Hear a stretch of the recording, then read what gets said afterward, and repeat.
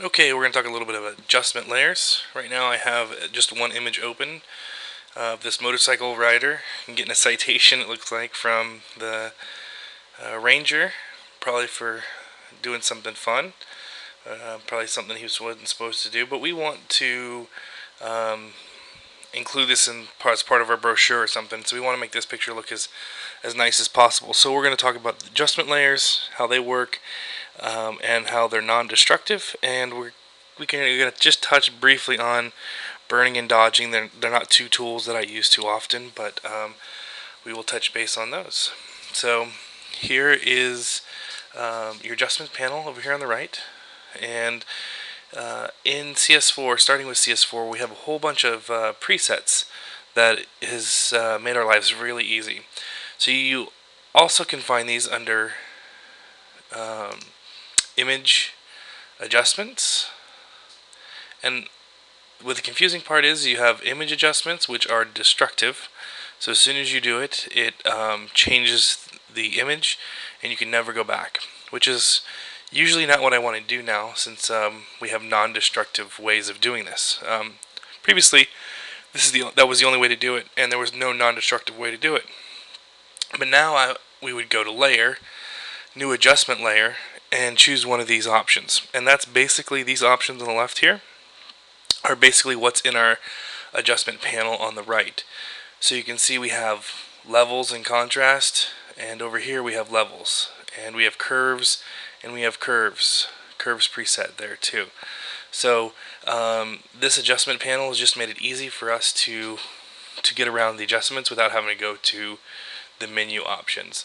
Remember, the menu options are here. If that's the way you're used to, feel free to use the menu. I'm going to show everything out of this adjustment panel just to make it easier. So, but just remember, you can go to the menu if you need it. Okay.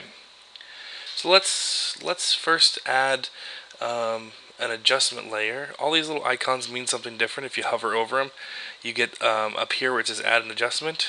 You get a little description, rather, of what it exactly is. So this is brightness and contrast. So if we wanted to brighten up this image, we do want to add some contrast, but we'll do it a different way. So here's some levels: curves, exposure, vibrance, hue, saturation. So I'll let you go through all these. And the plan with these is, until you really understand what's going on, you just got to play with it. So let's start doing that. Let's add a levels, and as soon as you click on levels, I want you to notice two things. The first thing is our adjustment panel has now changed.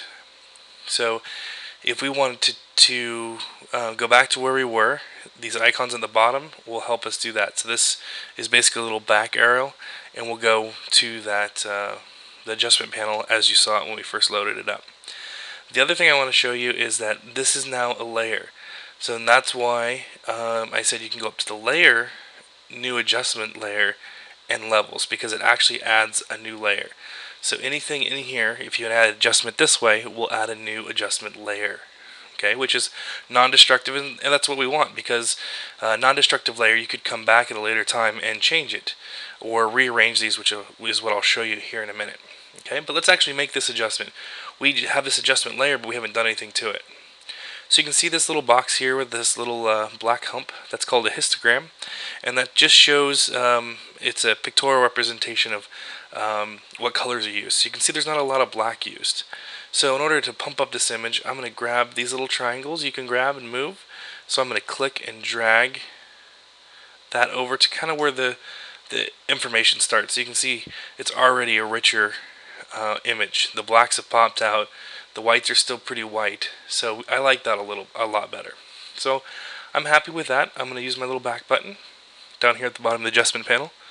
Click back, and I want this to really pop. So I want, like, his motorcycle to be a rich color. Same with his shirt, and our trusty guy writing the citation. I want him to be a little bit better. So I want to add a hue saturation, because I want to increase the saturation. So I'm going to click on that, and as you can see, based on what you click on, you get different things in this adjustment layers panel. You'll also notice down here at the bottom I have a hue saturation layer. I have a level 1 layer, so I didn't lose my levels layer. It added this hue saturation on top of it. Okay, so I don't really want to change the hue, because when you do that with people, let's do that real quick. You can see it gets real funky real quick. It is an interesting way to make an art project, but we don't want to do that, so I'm going to type in a 0 there, so we don't have any hue change. Saturation, I'm going to bump up the saturation, and we don't want to bump it up too much, it'll look a little crazy, or the other way, we'll make it black and white. So I just want to bump it up like 5 or 10%. Maybe 20. 20 is looking good. Okay, and then we can choose, it's kind of like, it's similar to contrast, lightness. So the darker it is, the less light, and we can really lighten it up and make it like washed out like a watermark if we wanted to. So we don't need that in this particular example, so I'm going to put that back to 0. And then I kind of like that. That's looking good. I don't want to get too crazy with this one. So to see what our changes are, I can go down here in my layers panel, and I can click the little eyeballs next to each of the layers. So you can see real quick what each of our layers did. And this little saturation layer really just made the greens pop out. You can see, like, you can really see it in his handlebars here. The green just pops out just a little bit more, and that's the little subtle things that you'll get to learn a little bit as you look at these images and just try and make them the best as possible.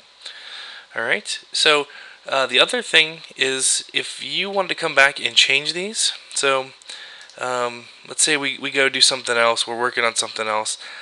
If you ever want to come back like to this levels layer, you can just double click on the levels, what look like little levels, and you could actually come back up here and tweak this. And this is what it's mean by non-destructive. So non-destructive is a term used for when you can go back and change it.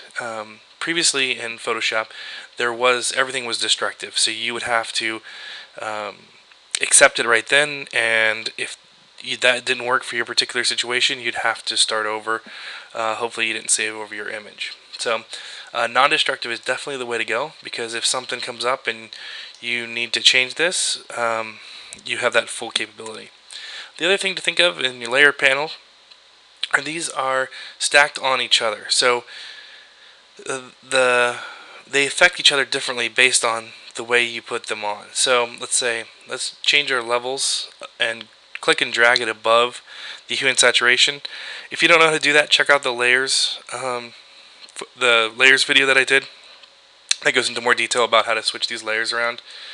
But based on how these layers are situated, will also change what they do. In this case, it didn't do too much for us, but in some cases, like if you use levels and hue and saturation, it does make a big difference. So there's your adjustment layers, and let's quickly just go to the burn and dodge tool. Okay, the burn and dodge tool are destructive. So in your tools panel, just be aware of that. In your tools panel, let's go up to the burn tool, which is, you may have, this is a dodge tool, looks kind of like a lollipop. If you click and drag on that, you'll see what looks like a hand, which is the burn tool. And this is kind of like a paintbrush, but what it does is it makes any part you brush, any part you click and drag this little circle around, it increases the exposure. So by increasing the exposure, it usually makes it darker. Now dodging is the opposite. So if you click on the little lollipop thing, a dodge tool will lighten the exposure, because you're lessening the amount of your histogram in that area. This is great for if something is really dark or really light, or we're going to use it to kind of vignette this. It's called vignetting. We'll darken the corners just so that these two guys pop out. We'll kind of darken this little area. So I actually have my dodge tool selected right now, so I'm going to click and hold and actually click on my burn tool. Now, like in Photoshop, anywhere else, you have to make sure you're on the correct layer. So right now I am on the hue saturation layer, which isn't going to work. I need to be on the background layer. Okay. As soon as I click on the background layer, it turns blue, so now I can start doing stuff with it. There's one other thing. Up here you have your brush size. So right now, I have a pretty small brush. I want a little bit bigger brush. So I'm going to drop this little arrow down, and I'm going to increase my brush to about 100. And the hardness right now is set to 0, so that means it's going to be really, really soft. If it was set to 100, that means it would be really, it'll be a really straight edge. Well, I want this to be really soft because I don't want the people that haven't seen this image before to notice that we've done this photoshopping. So I actually want it to be really soft. Okay, so I like that. So I'm going to click off of that, and I'm just going to start painting a little bit, and you'll see what happens. You can see the tree gets a little bit darker, and the more you use it, the darker it gets. And actually what I'm going to do is I'm going to go back to my history panel. So this is a little trick, and I'm going to, if you don't have your history icon, just go to Window, History. I'm going to turn that, go back to the burn tool, click on my background, get rid of my history. So I basically just undid all the burning that I just did. Remember, it's destructive, so I can never go back and fix it again. So I want to make sure I take my time with this. My brush was a little too small. I want it to be bigger. So I'm going to go back and change my brush and double my brush size to about 200. Okay, so to 199 looks good. So I want this to be really smooth, so I'm just going to do a little brush stroke here, a little brush stroke here on all four corners. So just a little bit there, there. I'm just going to shade that in a little bit.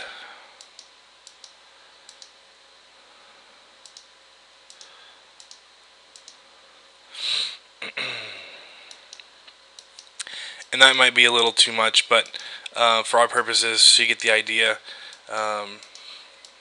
With the right photo, it would look a little better. But the problem is, this is destructive. So no matter what I do, I have no layer over here to create, to go back. So if I were to do a file, save as, and say this is a PSD, I would never have a chance to go back. The only chance you have to go back is in your history, and that's only for this current time. And your history is only so big. So you can see the burn tool. I actually can't go back far enough where I started with the burn tool. So just remember that it's destructive, and you may want to save before you start doing destructive stuff, just so that you can always go back, because that's the worst thing, is if you couldn't go back. So now you would save this, and this would be your image, and if that's the way you want it to look, and you'd be good. So that's the burn and dodge tool and adjustment layers.